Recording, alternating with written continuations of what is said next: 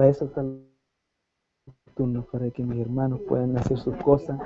Yo no estoy esclavizado todo el día acá.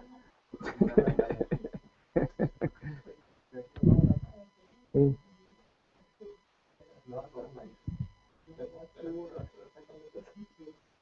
Ya. Bien, vamos a continuar con el estudio de conocer a Dios y lo hemos estado haciendo basados en el conocimiento de los atributos de Dios. ¿Ya?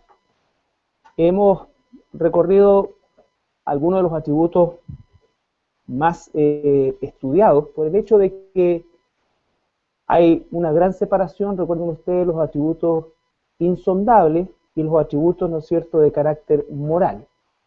Y como son insondables, nosotros tenemos, por supuesto, una limitante en el conocimiento total de un atributo de Dios. Nadie está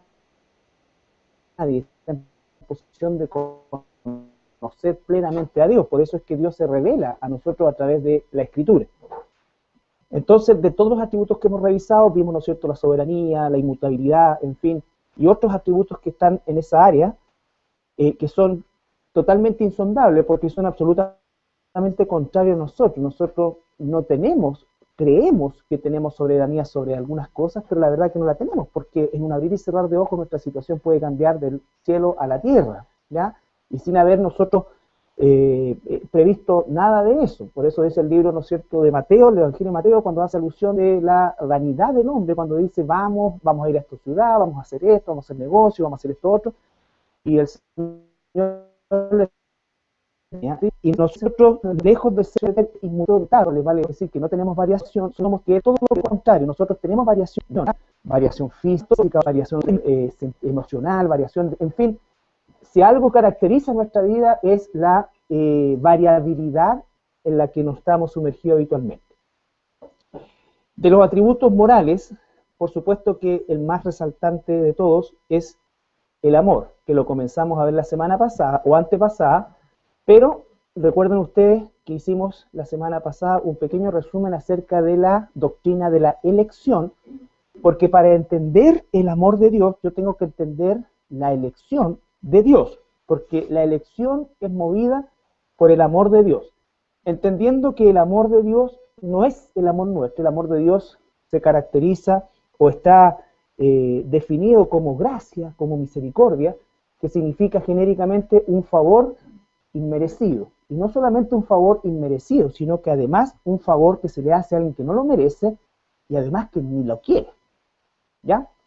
Entonces, cuando hablamos del amor de Dios como atributo, tenemos que nosotros afirmarnos en que en el atributo de la soberanía de Dios, en la justicia de Dios, porque amor y justicia van exactamente en el mismo estándar, ¿no es cierto? Y en la absoluta o en el absoluto poder de Dios. Y todos estos atributos, dice que son todos consistentes, significa, y lo que da a entender el concepto teológico de la consistencia de los atributos de Dios, tiene que ver con el hecho de que Dios no es más amor y menos justicia o viceversa, ¿ya? Todos sus atributos son exactamente lineales, ¿no es cierto?, correctos, exactos, y a eso se le llama en teología la consistencia de los atributos. Entonces Dios no es más amor y es menos justicia, o en algunos casos es más amor y en otros casos es más justicia, ¿ya? Dios o aplica su amor o aplica su justicia, ¿ya? ¿Estamos con eso? Dios no va a aplicarle a alguien la justicia con un poco de amor para quitar la consecuencia de esa justicia. La justicia es total, la justicia es santa, la justicia es plena, la justicia es absoluta. Nosotros tenemos que entender eso, y la palabra que se traduce en el hebreo principalmente para amor es mahan, que tiene que ver con gracia, igual que la palabra ágape en el Nuevo Testamento, que es del griego, y vimos también la posición de Dios frente al pecador y el pecador. Recuerden ustedes que nosotros teníamos una frase que no es ni siquiera sacada de la Biblia, que la dijo Gandhi en las Naciones Unidas, y dice, ¿no es cierto?, que Dios ama al pecador, pero odia el pecado. Eso no puede ser, porque Dios no castiga hechos, castiga personas. ¿Entiendes eso? Entonces, son situaciones que, vuelvo a insistir, estamos teniendo un conocimiento más profundo de la Escritura y estamos entendiendo un poco más la mente de Dios. si en alguna parte esa frase pudiese tener aplicación, es lo que Dios nos pide a nosotros. A nosotros sí nos pide amar al pecador y odiar el pecado. Nos dice que debemos amar hasta a nuestro enemigo. ¿Por qué?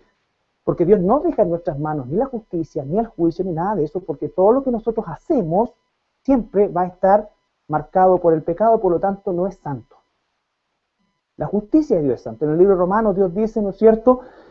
Si tu enemigo tiene sed, dale de beber, si tiene hambre, dale de beber, de comer, perdón, ¿no es cierto? ¿Por qué? Porque haciendo esto dice que efectivamente nosotros dejamos, como él dice, dejad la ira en las manos de Dios. Yo pagaré, dice el Señor, mía es la venganza. Han leído ese pasaje, ¿no es cierto? ¿Por qué? Porque su ira es santa, su justicia es santa, vale decir que es perfecta, es correcta, ¿ya?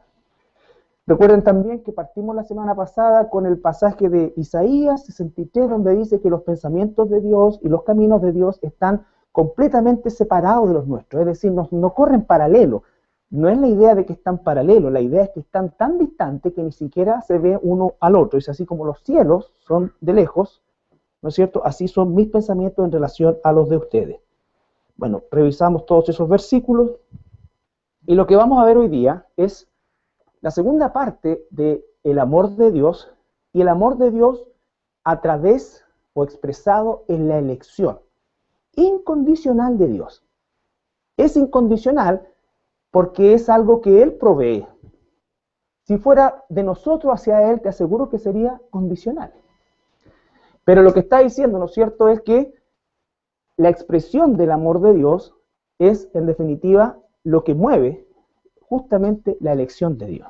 Vale decir que Dios elige por amor. Pero cuando dice que elige por amor, está diciendo que lo hace por gracia, no por mérito. El amor de Dios es por gracia, no por mérito. Y vamos a revisar el Antiguo Testamento, algunos pasajes del Antiguo Testamento, para ver esta declaración en el pueblo de Dios antiguo testamentario, que es la nación de Israel.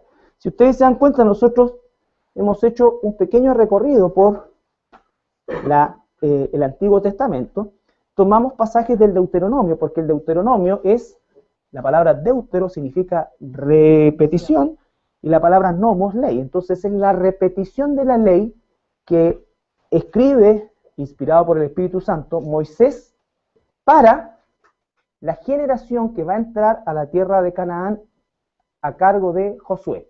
Recuerden ustedes que por el pecado de incredulidad, la generación del desierto, todos los que entraron o los que salieron de Egipto con más de 20 años, murieron en el desierto. Todos los que salieron de Egipto con menos de 20 años, fue la generación que entró con Josué a Canaán.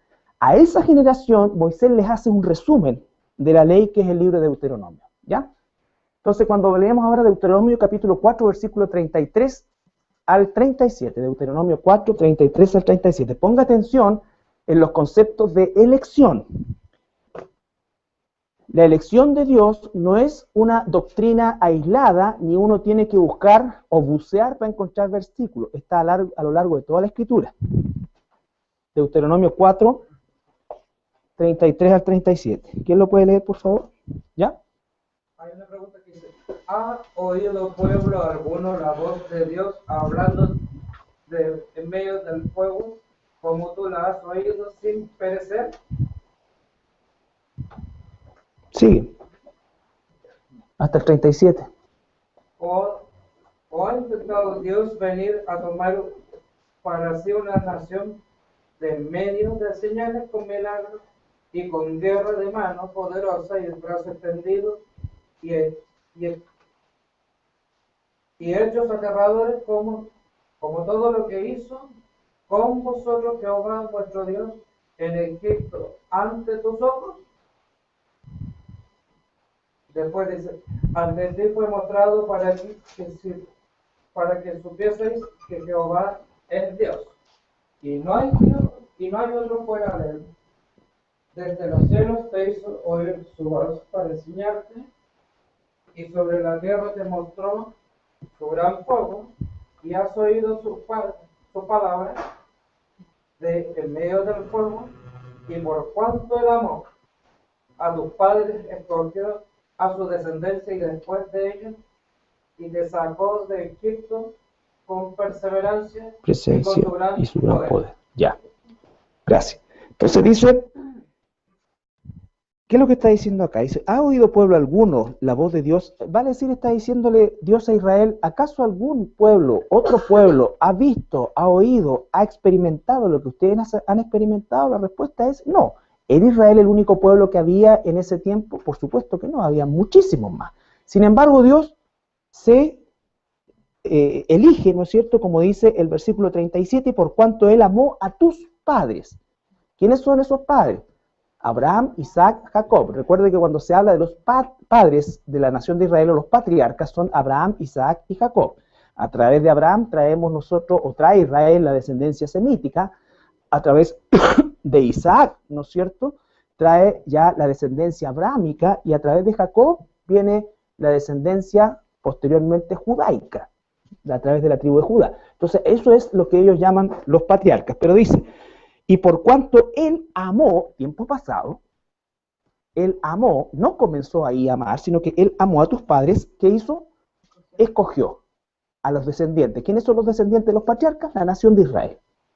Entonces, Dios hace una elección previa, movido por el amor hacia una nación, que como lo vamos a ver ahora en Deuteronomio 7, 6, 8, que dice, porque tú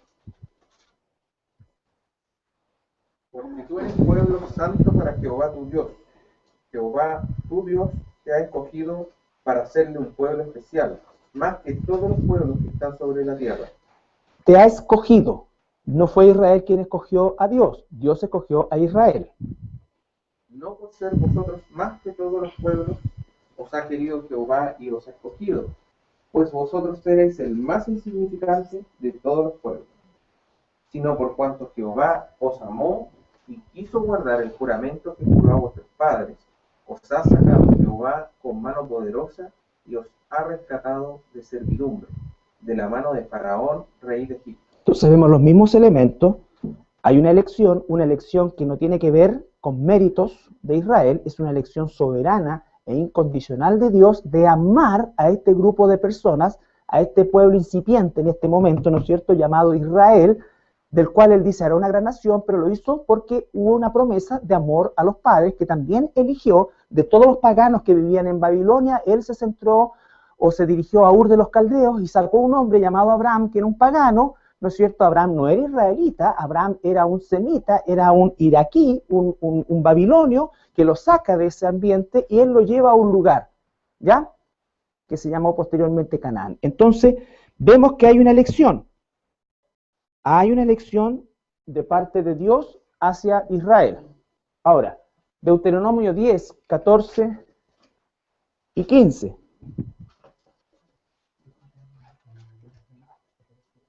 He aquí de Jehová tu Dios son los cielos, y los cielos de los cielos, la tierra y todas las cosas que hay en ella. Solamente de tus padres se agradó Jehová para amarlos, y escogió su descendencia después de ellos a vosotros, de entre todos los pueblos, como en este día. Ya, hay una repetición del mismo mecanismo de acción. Amó a los padres, que no se lo merecían, y escogió a la descendencia llamada Israel. Primera de Reyes 10, 8 y 9. Por eso es que la elección no es un acto de la justicia de Dios, sino de la misericordia de Dios. Si Dios no elige a Israel, es mejor dicho, si Dios no elige a ningún pueblo para amarlo, ¿cuál habría sido el destino de todos los pueblos de la tierra? La perdición, porque estábamos todos perdidos. A menos que Dios eligiera a unos que no lo merecían para salvación y dejar a otros que se merecían la perdición. Nosotros no merecíamos la perdición, por eso es que esto se trata de gracia, no de juicio. Si Dios nos tratara con justicia, ninguno de nosotros estaría aquí hoy día ni tendría un destino en el cielo. ¿Ya? Primera de Reyes 10, 8, 9. Bienaventurados tus hombres, dichosos estos tus siervos, que están continuamente delante de ti y oyen tu sabiduría. Jehová tu Dios sea bendito, que se agradó de ti para ponerte en el trono de Israel. Porque Jehová ha amado siempre a Israel, te ha puesto por rey, para que hagas derecho y justicia. Entonces ahí tenemos a la reina de Saba, una mujer pagana, que habla inspirada por el Espíritu Santo, porque si está registrado en la Biblia, significa que el Espíritu Santo usó a esa mujer pagana, a una reina pagana, para, ¿no es cierto?, decir estas palabras a el rey Salomón, ¿no es cierto? Ahora, fíjense ustedes, ¿cuántos hijos creen ustedes que tuvo David? Nadie sabe, pues tenía cantidad de mujeres, pero Dios eligió a uno. Ahora, ese uno que eligió, probablemente nosotros no lo hubiésemos elegido, porque venía de una relación súper traumática de de David con Betsabé, ¿no es cierto? El primer hijo de Betsabé murió, pero la situación no había cambiado respecto a la forma en cómo David había concebido esa unión con Betsabé. Además, la subida al trono de Salomón tampoco fue una cosa expedita. Una familia ¿cómo se llama esto? Disfuncional era la de David, porque Salomón mató a sus hermanos, mató a este, o sea, todo lleno de tretas, ¿no es cierto? Y de una situación absolutamente anormal. Realmente pero Dios eligió amar. Y eso ha sido por medio, que no había nadie que ocupara el trono de Israel. ¿Estamos? Hay una elección sobre Salomón y la reina de Saba, inspirada por el Espíritu Santo, ¿no es cierto?, alaba esa decisión. Segunda de Crónicas 2:11.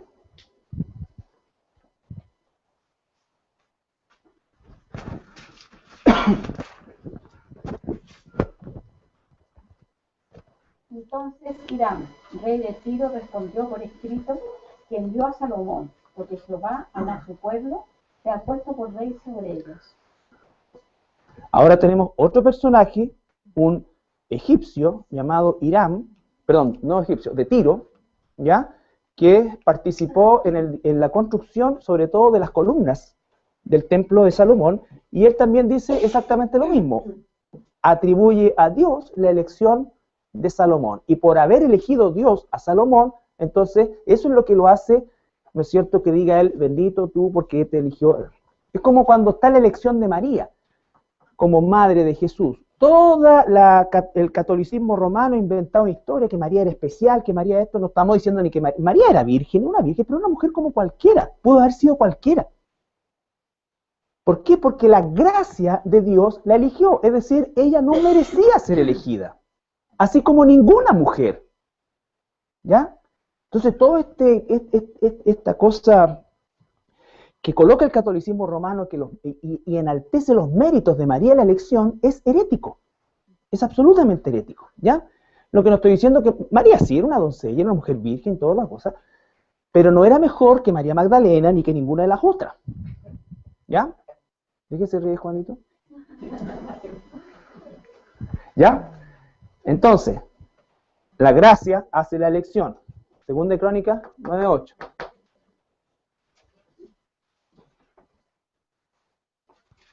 Esto es súper serio, estamos hablando de la elección.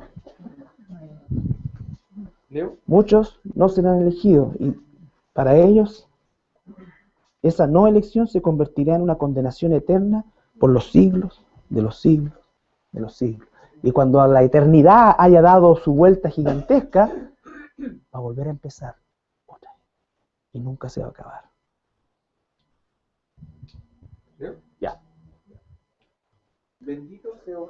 Bendito sea Jehová tu Dios, el cual se ha agradado de ti para ponerte sobre su trono como rey, para Jehová tu Dios, por cuanto tu Dios amó a Israel para afirmarlo perpetuamente.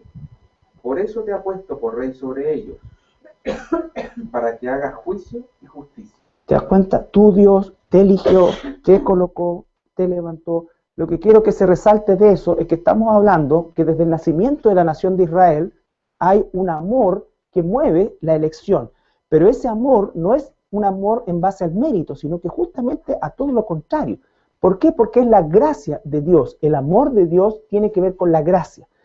Si el amor de Dios, ¿no es cierto?, fuera por mérito, entonces todos nosotros tendríamos alguna opción, porque tendríamos que empezar a mirarnos horizontalmente quién es mejor que otro. Pero la palabra dice que todos estábamos muertos en delitos y pecados, por lo tanto todos estábamos exactamente en la misma condición, no hay justo ni aún uno, no hay quien busque a Dios, ¿no es cierto? No hay quien haga lo bueno, dice el libro de Romanos, por lo tanto todos estábamos como humanidad en esa condición. Lo que hace Dios es sacar a unos de ese lugar para manifestar su gracia y a los otros dejarlos para manifestar su juicio. Estos no se lo merecían, pero es voluntad de Dios. Estos se lo merecían, por lo tanto no es que Dios a ellos no los haya elegido, simplemente los dejó en la natural condición que le correspondía a todo el género humano. ¿Podrá el barro decirle al alfarero, ¿por qué me hiciste así o por qué me hiciste así? Recuerden ustedes cuando la semana pasada, tú tienes 10 ladrillos acá, son todos iguales, y te falta uno para terminar una muralla. Y tú dices, y tal vez. ¿Podrán los otros 9 ladrillos decir, por qué no me elegiste a mí? Si yo también soy ladrillo. Es injusto. ¿Podrá eso? En primer lugar, jamás podría, porque aunque yo le explicara un ladrillo, no entendería por qué es ladrillo. ¿Qué dice de ti? Somos barro.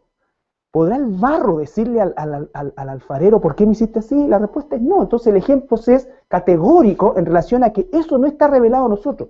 ¿Qué es lo que a las personas les molesta o los confunde en relación a la elección?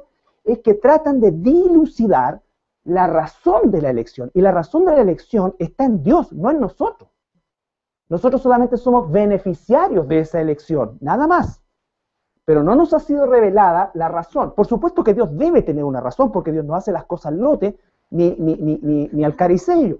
Pero esa razón no nos ha sido revelada y no está en nosotros. Lo cual, ¿no es cierto?, no quita que toda la Biblia hable sobre la elección soberana de Dios. ¿Ya? Dios siempre está eligiendo a alguien sobre otro. ¿Ya? A alguien sobre otro. Isaías 40, ¿vimos este? No, 48, 12 al 15.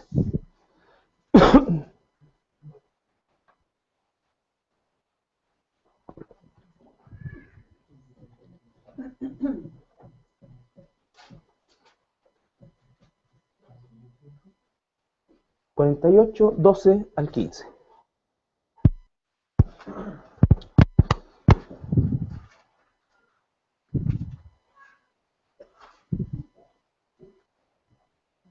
Óyeme, Jacob, y tú, Israel, a quien llamé mismo primero, pero también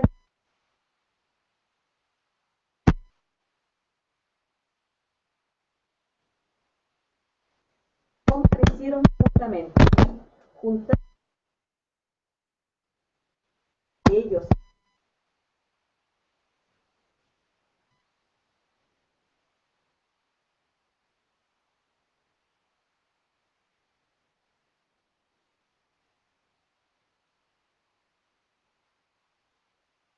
Que él vence a los caldeos, yo, dice el Señor en todo tiempo y en todo momento. Por lo tanto, siempre la elección es de él, soberanamente de él. Jeremías 31, 1 al 3.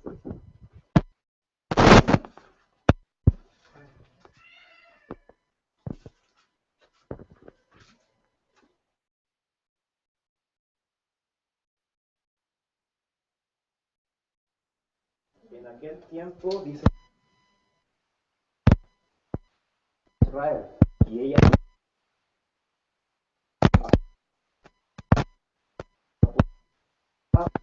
hacia el desierto, cuando Israel iba en busca de reposo. Jehová se manifestó a mí hace ya mucho tiempo, diciendo, con amor eterno te he amado, por tanto te prolongué mi misericordia. Con amor eterno te he amado. Recuerda, cuando Dios dice que ha amado, lo que está diciendo es que nunca no amó a Israel. El amor de Dios se manifestó en un momento de la historia de la humanidad, pero Dios siempre amó a Israel. ¿Ya? ¿Desde cuándo? Desde antes de la fundación del mundo, de antes que pusiera el primer ser humano sobre la Tierra, desde antes que hiciera el primer planeta. ¿Ya? Malaquías 1, 1 al 5.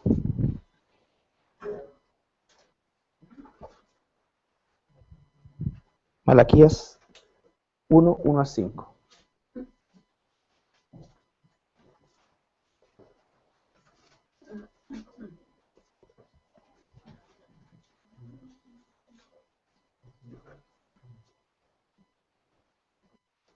Profecía de la palabra de Jehová contra Israel por medio de Malaquías. Yo os he amado, dice Jehová, y dijiste, ¿en qué nos amaste? Fíjate la actitud de Israel. Dios eligió a Israel y Él les dice, yo los he amado. ¿Y los israelitas qué fue lo que dijeron? Gracias, Señor. ¿En qué nos ha amado? Así muchos cristianos dicen, Señor, ¿me amas? Porque me dio resfrío. ¿En qué nos amaste? ¿No era Esaú hermano de Jacob? Dice Jehová, y amé a Jacob, y a Esaú aborrecí, y convertí sus montes en desolación, y abandoné su heredad para los chacales del desierto. Cuando Edom dijere, nos hemos empobrecido, pero volveremos a edificar lo arruinado. Así ha dicho Jehová de los ejércitos. Ellos edificarán y yo destruiré, y les llamarán territorio de impiedad y pueblo contra el cual Jehová está indignado para siempre. Fíjate. Y vuestros ojos lo verán, y diréis, sea Jehová engrandecido más allá de los límites de Israel. Fíjate lo que pasa ahí. Dos hermanos, todavía no nacían, Jacob y Esaú, ¿no es cierto? Y desde antes que nacieran, Dios ya eligió amar a Jacob y decidió aborrecer a Esaú. Dios no es indiferente a las personas. O Dios ama o Dios aborrece. A ti y a mí no nos permite aborrecer a nadie porque nuestro aborrecimiento es caído, pero el suyo es santo. ¿Está claro eso? Eso es lo que dice la Escritura. Dios no dice, me eres indiferente. Por eso es que en este planeta hay dos tipos de personas. Las que ama a Dios y las que Dios no ama. A las que ama, les extiende su gracia. A los que no, les da su justicia. Entonces, dice, a Jacob amé y a Esaú aborrecí. Y Esaú siempre va a ser, ¿qué cosa? Aborrecido. ¿Ustedes creen que los palestinos son mejores que los israelitas? ¿O que los israelitas son mejores que los palestinos? ¿Por qué Israel progresa y los palestinos nunca progresan ni van a progresar? Nunca, jamás. Estamos al borde de... Está por venir el rapto, pero nunca van a cambiar su condición y siempre van a ser considerados un territorio maldito. Eso nos puede parecer a nosotros injusto, pero nosotros no somos Dios. Es una decisión que Dios, en su soberanía, bajo un conocimiento que nosotros no tenemos, tomó de antemano. Tomó de antemano. ¿Ya? Entonces, aquí hemos revisado brevemente, hay muchísimos más pasajes, pero brevemente algunos pasajes que hablan de la conducta de elección que Dios tuvo con Israel en todo ámbito, ¿no es cierto?, de la historia del pueblo elegido. Jacob tuvo 12 hijos, Dios eligió a uno, a Judá. ¿No es cierto? Por lo tanto, ¿quiénes prevalecieron hasta el día de hoy? Judá. Por eso es que a los israelitas, aunque la nación se llama Israel, los israelitas se les llama judíos. No se les llama efraimitas ni rubenitas, no. Judíos, porque lo que prevaleció es Judá. ¿Por qué? ¿Quién decidió que prevaleciera Judá? Si ustedes leen la historia de Judá y de los otros hermanos, había que hacer, no sé, un arneo con así para que pudiera pasar algo bueno de esa familia. Pero Dios eligió a Judá. ¿Ya? Entonces, ¿por qué los eligió? Por gracia. Solamente por gracia. Por eso es tan importante entender el concepto de que el amor hace la elección. No es la justicia, es el amor, es la gracia. Si Dios hubiese elegido justicia, no saca a nadie. Porque nadie merecía salir y peor que eso, nadie quería salir. La gente dice, no, yo siempre he buscado a Dios, yo creo en Dios, yo creo... Y cuando tú les presentas al Dios de la Biblia, ¿qué es lo que hace? Lo rechaza, pero siguen diciendo que creen en Dios. Pero tú les presentas al Dios de la Biblia y lo rechazan. ¿Por qué? Porque lo aborrecen. ¿Por qué tú no lo aborreces? ¿Porque eras mejor que los que lo aborrecen?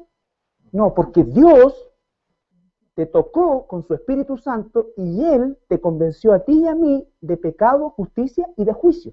Del pecado en que nos encontrábamos, de la justicia que ejecutó en Jesucristo en favor de nosotros y del juicio que nos salvó. Nosotros éramos de la misma masa. De una misma masa hizo vasos de honra, hizo vasos de deshonra. Tú no creíste porque había algo en ti que te hiciera creer, porque tú estabas tan muerto como cualquier otro ser humano. Él te dio vida, nos dio vida cuando estábamos muertos en delito y pecado. Si no hay un acto sobrenatural de Dios en la vida de un ser humano, ese ser humano nunca jamás lo va a elegir. Si Dios no hubiese elegido a algunos, nadie habría querido ir a Dios. Tú no habrías querido venir a Dios, yo no habría querido venir a Dios, porque por naturaleza odiamos y aborrecemos la palabra de Dios y por lo tanto al Dios de la palabra. Es Dios el que te convenció a ti. ¿Por qué tú crees en la Biblia y otro no? ¿Por qué tú escuchaste la voz de Dios y otro no?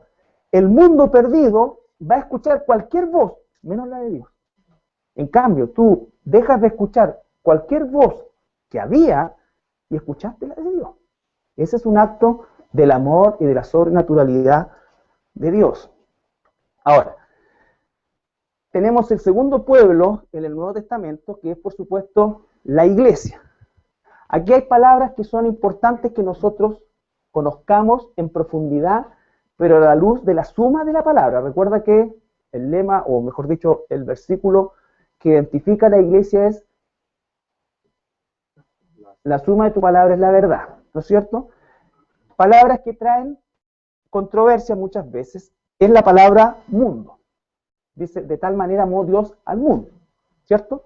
Entonces, la palabra mundo en el griego se traduce como cosmos, ¿ya? La palabra cosmos significa sociedad, orden, humano. También se aplica la palabra cosmos para el orden de los astros, ¿ya? Los griegos llamaban astros a los planetas.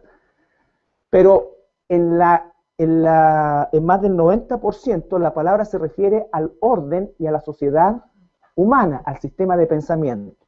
Hay otra palabra que también la estudiamos que se llama aión, que también se traduce como mundo. Pero el concepto de aión es un pensamiento más bien de un grupo determinado de personas, un grupo cerrado. Por ejemplo, Jesús aplica esta palabra aión siempre con los judíos, que tienen un sistema de pensamiento excluyente, cerrado, estricto. La palabra cosmos, los griegos la usaban mucho porque al griego le encantaba, ¿cómo se llama cuando una ciudad tiene muchas culturas? Cosmopolita. Eso les gustaba, ¿no es cierto? Que muchos órdenes convivieran en un orden general. Pero para que una ciudad sea cosmopolita tiene que dejar de ser la cultura aión. Porque para que algo sea cosmopolita tenemos que bajar los niveles de nuestra creencia, cultura o lo que sea. Porque esa es la fórmula para poder aceptarnos todos. ¿O no? Entonces la palabra cosmos significa orden, sociedad humana, de la sociedad humana, sistema de pensamiento, pero en términos más bien generales, amplios, ¿ya?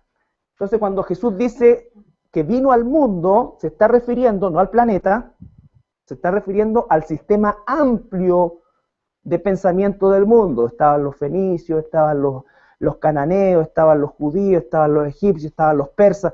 Todos tenían sistemas de pensamiento. Jesús vino a todo el sistema de pensamiento del mundo, aunque se concentró en una cultura en particular.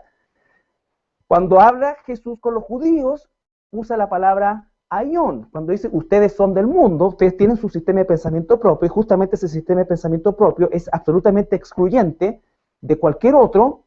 Recuerde que ni siquiera los samaritanos, que eran medios israelitas, eran aceptados por ellos, y entonces significa que también es un sistema de pensamiento, pero cerrado, ¿ya? Cerrado. Y la palabra todo, que es la palabra paz, P-A-S con acento, que no es el todo de totalidad numérica, sino que es el todo de clase, toda clase de personas. No hay acepción de personas, sino que toda clase de personas, ¿ya? Y ahora vamos a analizar entonces el Evangelio de Juan. Vamos a hacer un recorrido por el Evangelio de Juan, espero que termine hoy día, para que ustedes y yo comprobemos la aplicación de estas palabras mundo. Juan 3:16.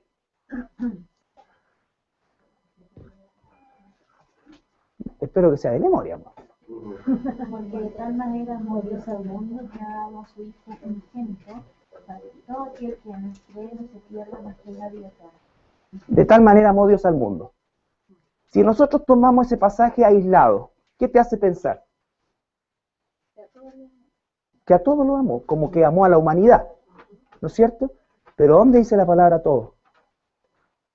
Dice que amó al mundo, ¿ya? Por lo tanto, no encontramos la palabra todo, ni siquiera de todo en el sentido de variedad, sino que está ocupando la palabra cosmos, que vino a todo sistema de pensamiento, o sea que en todo sistema de pensamiento comunista, nacionalista, budista, todo, en todo lugar hay ovejas de Dios, ¿ya? Ahora, Juan 3:19.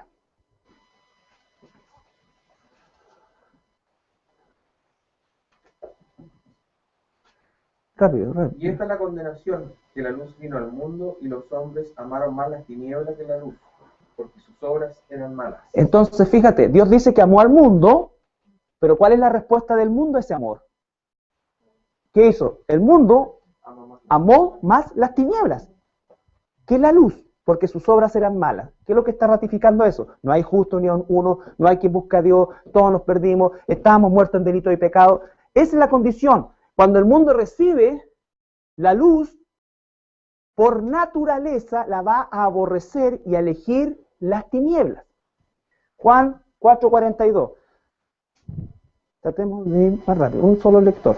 Ahí vamos a estar en puro Juan, así que tiene que ser el movimiento de hoja rápido. Y después a la mujer, ya no creemos solamente porque ha hecho, porque nosotros mismos hemos oído y sabemos que verdaderamente este es el Salvador del mundo.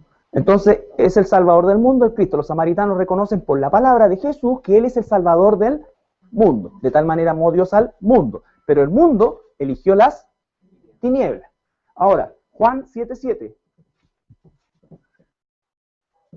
No puede el mundo aborreceros a vosotros, mas a mí me aborrece, porque yo testifico de él que sus obras son malas. Imagínate, no puede el mundo aborrecer a usted porque me aborrece a mí. ¿Por qué me aborrece a mí? Porque testifico que sus obras son malas. Otra vez confirma que el mundo por naturaleza aborrece a Dios. Aborrece a Dios. Por eso es que tiene que haber una elección, porque el mundo, todos los sistemas de pensamiento, aunque nombren a Dios, aborrecen al Dios de la Biblia. Juan 8:23-26. Y les dijo, vosotros sois de abajo, yo soy de arriba. Vosotros sois de este mundo y yo no soy de este mundo. Por eso os dije que murierais en vuestros pecados, porque si no creéis que yo soy, en vuestros pecados moriréis. Ya. ¿Y quiénes van a creer? Entonces le dijeron, ¿tú quién eres? Entonces Jesús les dijo, lo que desde el principio os he dicho, muchas cosas tengo que decir y juzgar de vosotros, pero el que me envió es verdadero, y yo, lo que he oído de él, esto habló al mundo. Esto habla al Hablo mundo, al mundo. ¿no es cierto? Entonces está hablando de la palabra mundo, está refiriéndose a que está en el sistema, está hablando a la gente del sistema de pensamiento. Sin embargo, el sistema de pensamiento lo va a rechazar, pero él habla lo que el Padre le dice. Juan 9:39. Dijo Jesús, para juicio he venido yo a este mundo, para que los que no ven vean, y los que no ven sean cegados. Entonces, ¿cómo compatibilizo Juan 3:16 con Juan 9:39? Porque dice que no vino al mundo a juzgar al mundo, porque lo amó, pero acá está diciendo que vino para juicio al mundo. ¿Cómo compatibilizo esas dos cosas? Porque la Biblia no tiene contradicciones. La única manera de hacerlo, y lo vamos a ver en el despliegue más después, es que Dios a una parte del mundo la amó y a otra parte del mundo la aborreció. A Jacob amé, a Esaú aborrecí, a este lo elegí, a estos no elegí. Entonces, cuando está hablando de vino al mundo, se está refiriendo a la parte que de antemano él había elegido para que creyeran en él. Se nos va a aclarar un poco más. Juan 12:25. El que ama su vida la perderá, y el que aborrece su vida en este mundo, para vida eterna la guardará. Ya. ¿Cómo es que tú llegaste a aborrecer tu vida desde el punto de vista de lo que significa rechazar tu manera de pensar, rechazar y saber que eres pecador? Y eso es un acto de la sobrenaturalidad de Dios. Ninguno de nosotros, espero, se ama a sí mismo sin el amor de Dios, la gracia de Dios, ¿no es cierto? El mundo se ama a sí mismo con un orgullo y con un egocentrismo que el cristiano verdadero nunca jamás puede tener, y de hecho aborrece ese tipo de concepción de amor. Juan 12:31. Ahora es el juicio de este mundo. Ahora el príncipe de este mundo estará echado fuera. Entonces, ahora viene el juicio de este mundo. Si dice que amó al mundo, ¿cómo es que va a juzgar a ese mundo que ama? No lo puede juzgar, a no ser que haya amado a una parte y haya aborrecido a otro, como es la tónica de toda la elección en la Escritura. Juan 12, 46, 47.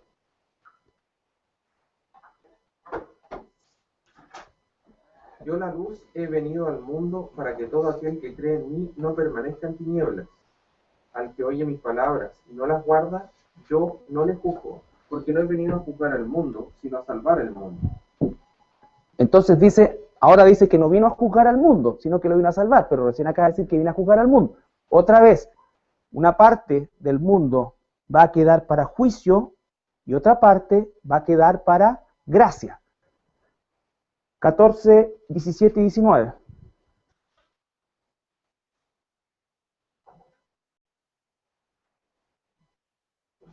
El Espíritu de verdad, al cual el mundo no puede recibir, porque no le ve ni le conoce, pero vosotros le conocéis, porque mora con vosotros y estará en vosotros. Yo os dejaré huérfanos, no os dejaré huérfanos, vendré a vosotros. Todavía un poco, y el mundo no me verá más, pero vosotros me veréis, porque yo vivo, vosotros también viviréis. Fíjate que el Espíritu Santo no lo puede recibir el mundo. Entonces, si vino a salvar al mundo y no puede recibir el Espíritu Santo, esto tiene que estar segmentado. Hay una parte que lo va a recibir por la gracia de Dios y otra parte que no lo va a recibir. 14.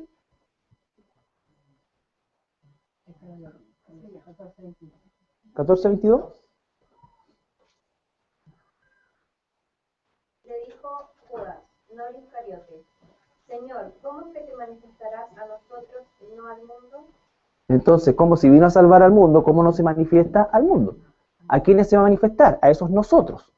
Ahora, esos nosotros, ¿dónde estaban? En el mundo. Y lo vamos a ver Juan 14, 30, 31.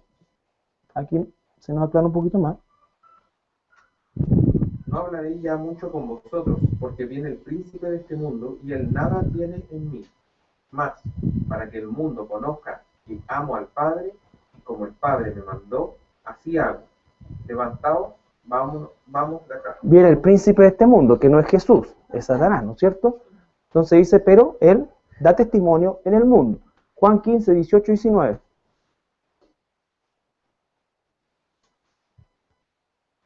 El mundo os aborrece, sabed que a mí me ha aborrecido antes que a vosotros. Si fuerais del mundo, el mundo amaría lo suyo. Pero porque no sois del mundo, antes que yo soy del mundo, por eso el mundo os aborrece. Ahí está. Entonces ahora dice, si el mundo los aborrece a ustedes, primero me aborrecen a mí, porque yo los elegí a ustedes, no me eligieron ustedes a mí. ¿Y por qué los aborrece el mundo? Porque ya no son del mundo, ya no son del sistema de pensamiento cosmopolita, del cosmos del mundo. Tú no piensas como el mundo, ¿no es cierto? Tú no piensas como el mundo, y eso significa entonces, ¿qué cosa? Que el mundo te va a aborrecer. Cuando tú te convertiste al cristianismo, y quizás hasta el día de hoy vas a tener, ¿qué cosa? Empezando por tu familia, oposición. Y esa familia que se opone a ti, se está oponiendo y dice que cree en Dios. O sea, son muy pocos los ateos. ¿Ya? Pero dice, ¿qué cosa? Que del mundo, antes... ¿Puedes repetir esa parte, por favor, Alejandra? Antes yo... Si fuerais del mundo, el mundo amaría lo suyo, pero porque no soy del mundo, antes yo os elegí del mundo. Ahí está. Él nos eligió, ¿de dónde? Del mundo. Entonces, ¿a qué mundo se refiere cuando dice de tal manera amó Dios al mundo? Al mundo que Él eligió, a los seres humanos que Él eligió del mundo. Jesús no murió para crear un sistema de salvación en el cual cualquiera pudiese salvarse, pero no asegurara la salvación de ninguno. ¿Se entiende eso? No es como que Yo, Jesús, ¿no es cierto?, dice ya, yo pagué en la cruz, hice mi parte, ahora tú tienes que hacer la tuya. ¿Qué parte voy a hacer yo si estoy muerto? ¿Recuerdan cuando hicimos el ejemplo? Es como construir un puente anchísimo donde cabe toda la humanidad, pero hasta la mitad. Entonces el Señor dice, ya, yo construí mi parte, ahora de aquí para acá, nada tú. Pero yo no solamente no nado porque no sé nadar, sino porque estoy muerto, no puedo patalear, no puedo hacer nada, estoy muerto. Lo que dice el Señor es que Él hizo un puente angosto donde pasaran solamente las ovejas de orilla a orilla. Cuando yo digo que yo elegí a Dios, lo que estoy diciendo es que me corresponde el 50% de la gloria. Porque Dios hizo su parte y yo fui mejor que Juanito Pérez, que no eligió al Señor. Entonces en mí había algo, una chispa radiante del cosmos, como decía un loco, ¿no es cierto?, que somos pedazos de materia cósmica, ¿no es cierto?, y que había algo en mí que se prendió, pero, y eso me hizo elegir a Dios. No, porque si fuese así ya no es gracia, es mérito. ¿Se entiende? Ya. Juan 16, 20.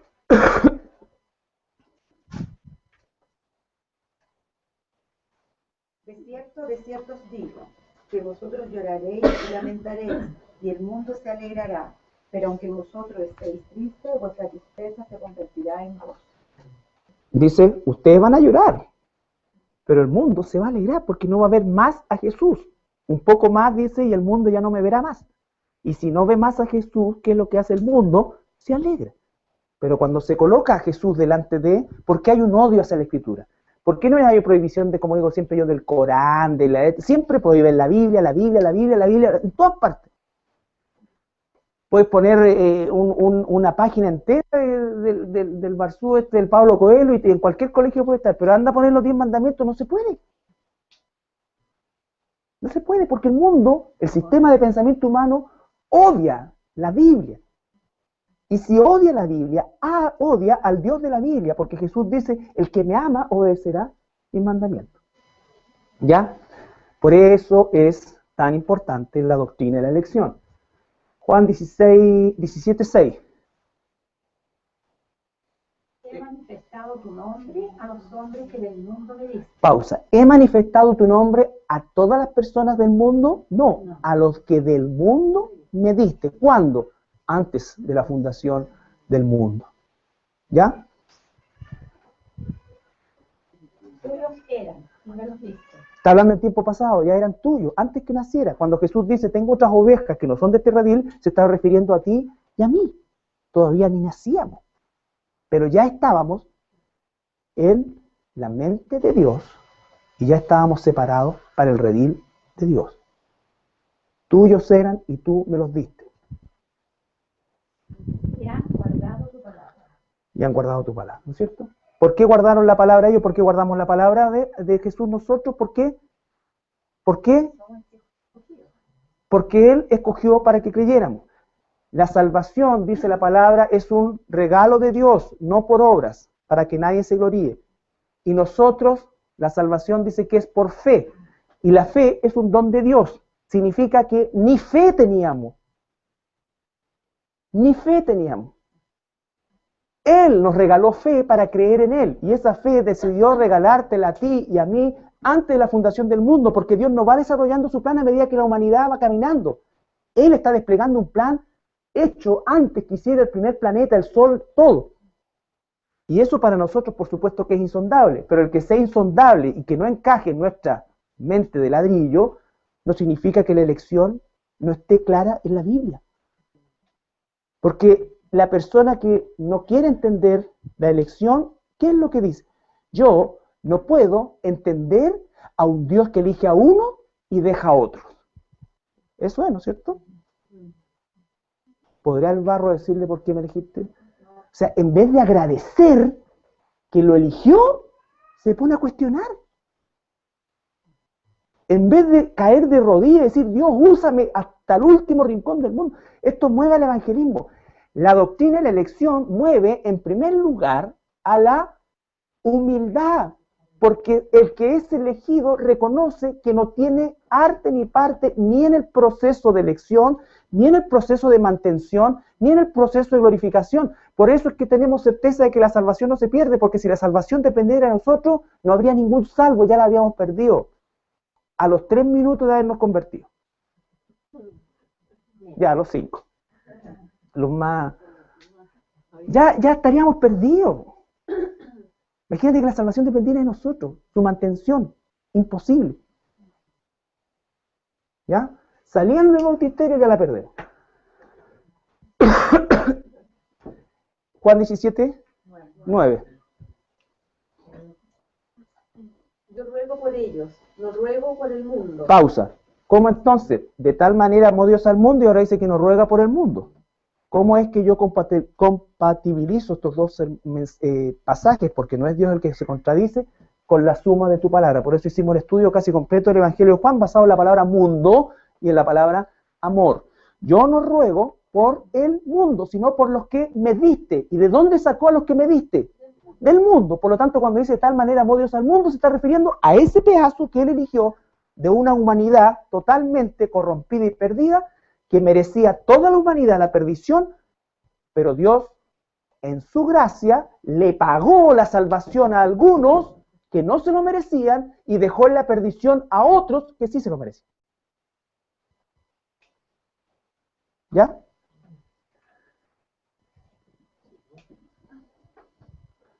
Yo ruego por ellos, no ruego por el mundo, sino por los que me diste, porque tuyos son. Ahora, esto no se trata de ponerse, como me dijo alguien, los lentes de la elección. No, no son lentes, es toda la Biblia. Yo me tengo que poner lentes de otro tipo para no, con una dioptría distinta a la que necesito para ver lo que no hay. No hay elección del ser humano. Ahora, Hechos 13, 47 al 49.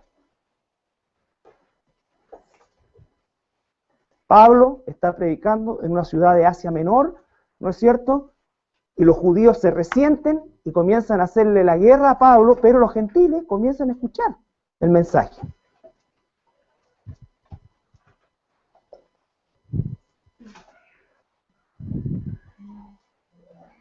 Porque así nos ha mandado el Señor diciendo: Te he puesto para la luz de los gentiles, a fin de que seas para salvación hasta lo último de la tierra. Los gentiles, oyendo esto, se regocijaban y glorificaban la palabra del Señor, y creyeron todos los que estaban ordenados para vida eterna. ¿Quiénes creyeron? Los que ya estaban preparados para vida eterna. Tú y yo, por eso es que tú y yo tenemos que predicar a toda criatura. La única acepción que Dios nos dice que nos cuidemos es de aquellos que, llamándose cristianos, viven abiertamente como paganos. Es la única cosa, y no nos dice ni siquiera juzgar o nada, sino que apártate de los tales. Pero la semilla, el sembrador sale y él no empieza a decir, aquí está como, yo creo que aquí va a aprender. No, tiran todo, pedregales, lo que sea. El crecimiento, por eso es que la parábola del sembrador, vuelvo a insistir, no se trata ni del sembrador ni de la semilla, se trata de la tierra. Y la potestad sobre la tierra la tiene Dios. Según de Tesalonicenses, capítulo 2, versículo 13 al 17.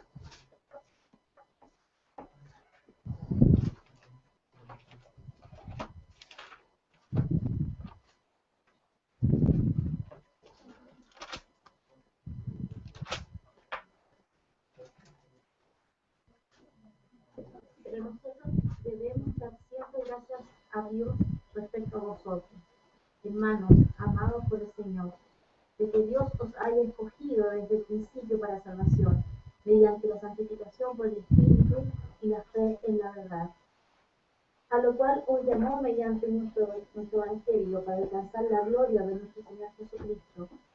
Así que, hermanos, estad firmes y retened la doctrina que habéis aprendido, sea por palabra o por carta nuestra. Y el mismo Jesucristo, Señor nuestro, y Dios nuestro Padre, el cual nos amó y nos dio consolación eterna y buena esperanza por gracia, conforte a vuestros corazones, y os confirme en toda buena palabra y obra. Ya. Repitamos ese pasaje, parte por parte. Primero una lectura rápida y después analizando en función de lo que hemos aprendido del mismo Evangelio de Juan, que analizamos de todos los capítulos casi del Evangelio. Ya, ¿qué dice lo primero? Nos alegramos, ¿no es cierto? Hay una alegría.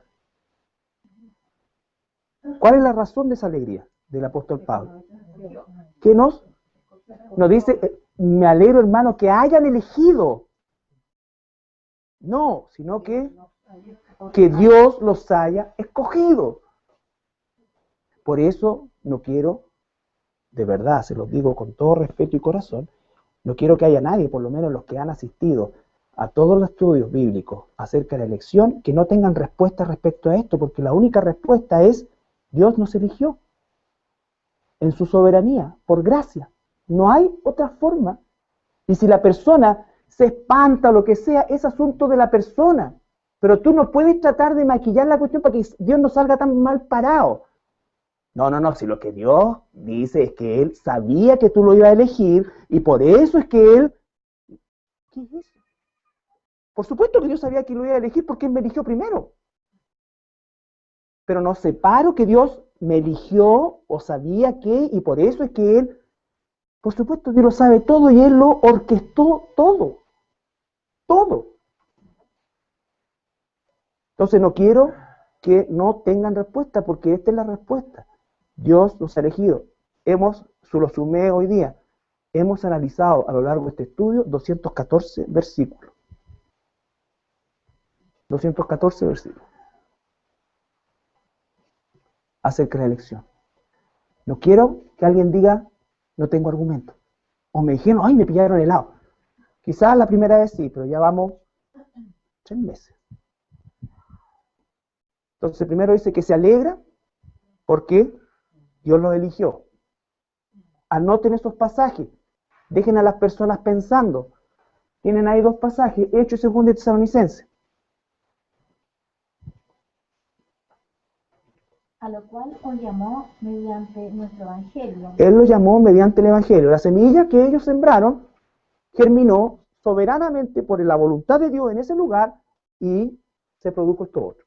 Para alcanzar la gloria de nuestro Señor Jesucristo. Imagínate, para alcanzar la gloria. No lo merecíamos, y va a ocupar la palabra gracia a continuación. Así que, hermanos, estad firmes y retened la doctrina que habéis aprendido, sea por palabra o por carta nuestra. Y el mismo Jesucristo, Señor nuestro, y Dios nuestro Padre, el cual nos amó y nos dio consolación eterna y buena esperanza por gracia. Imagínate, todo eso, sin merecerlo. ¿Cómo no vamos a amar a Dios? ¿Cómo no vamos a responder al amor de Dios cuando sabemos esto? ¿Qué puede generar en nosotros tal nivel de desagrado o de tristeza que no pueda ser sofocado con semejante promesa? Eso es lo que hace la elección. Y eso hace, porque cuando tú elegiste algo y las cuestiones no te salen, bueno, chuta, hice una mala elección, diríamos nosotros. Mucha gente dice, desde que me hice cristiano me ha ido mal. Lo más probable es que ni se ha ido. Porque eso el corazón de un cristiano no es así. Hay una transformación sobrenatural. ¿Quién va a decir desde que soy cristiano me va mal?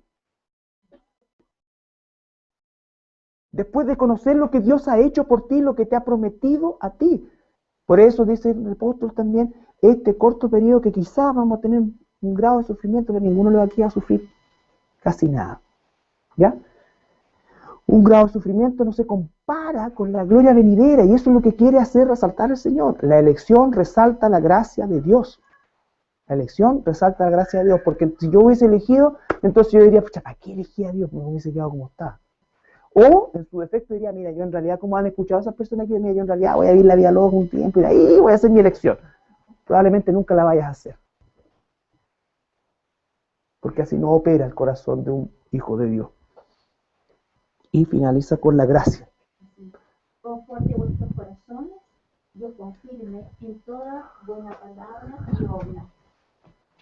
Ya.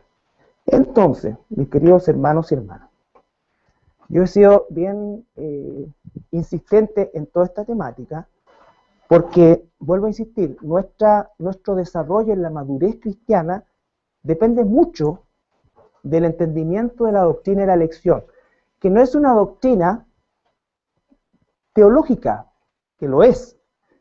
Vale decir, no es una invención ni una exquisitez teológica, es una doctrina bíblica, completamente bíblica. 214 versículos de mucho más que podríamos elegir, ¿no es cierto?, hablan directamente de esto, de la elección de Dios. Dios elige probablemente desde Adán para adelante. Él eligió a Abel. Él eligió a Abel. Él eligió que Abel le hiciera el sacrificio que correspondía, y así sucesivamente. Él eligió a Sem. Sem, Cam y Jafet, eligió a Sem. Y así, elige. Sacó a Abraham, sacó a Isaac, después a Jacob, Moisés.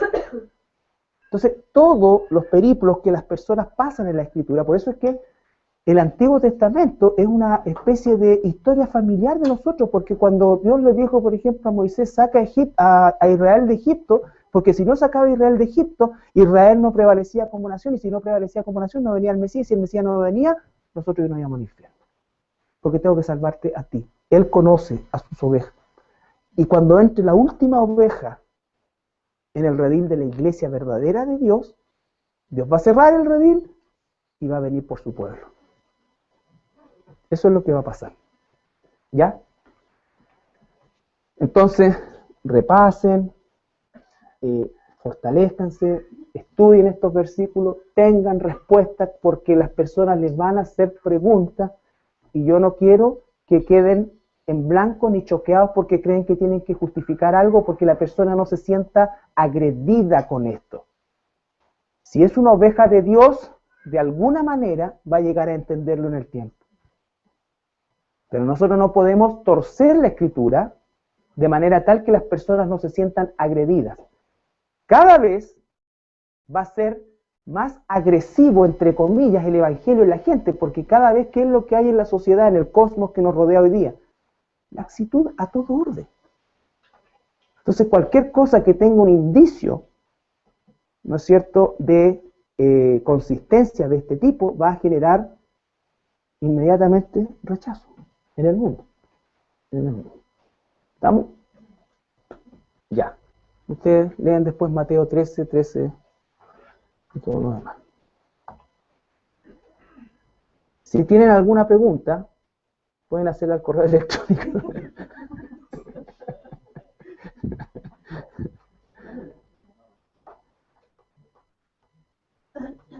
Y el Pablo le va a contestar.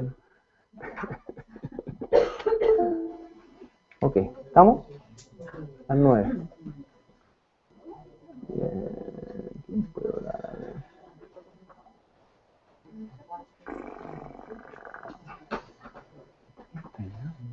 Ya. Karin, ¿puede hacer una oración cortita? Una oración cortita. No, Jaime no está.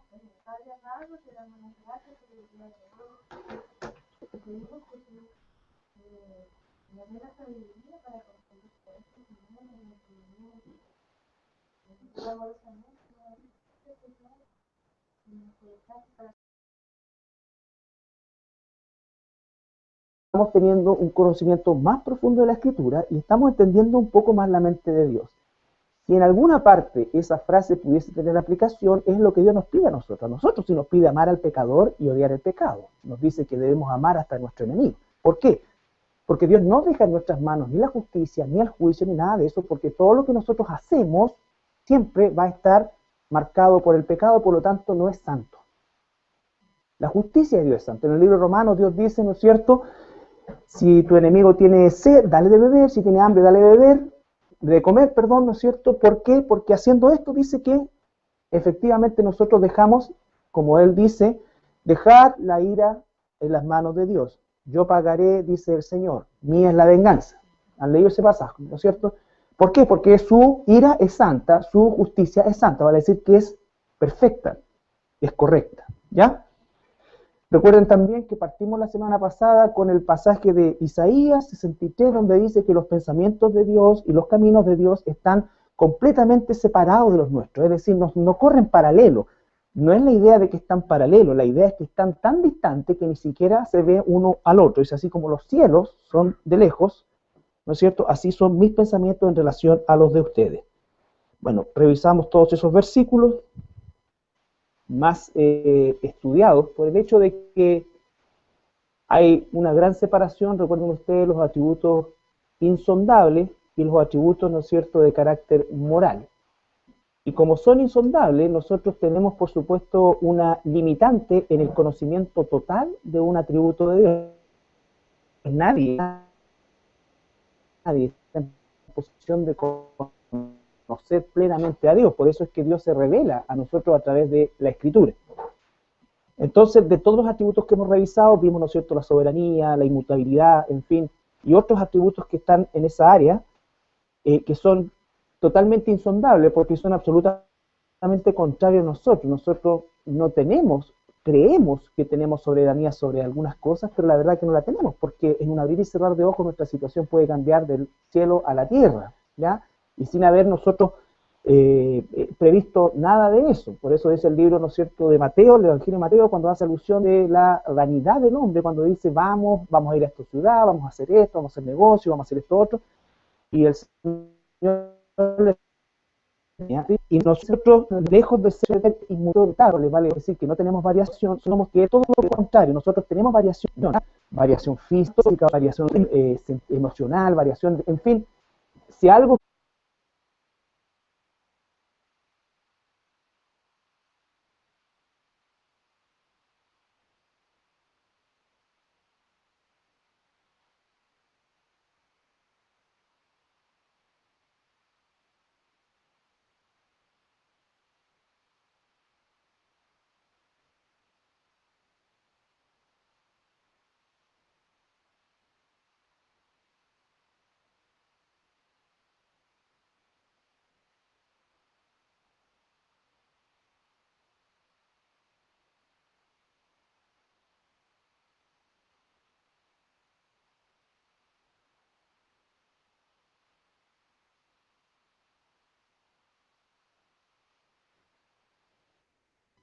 para eso está el turno, para que mis hermanos puedan hacer sus cosas y no esté esclavizado todo el día acá.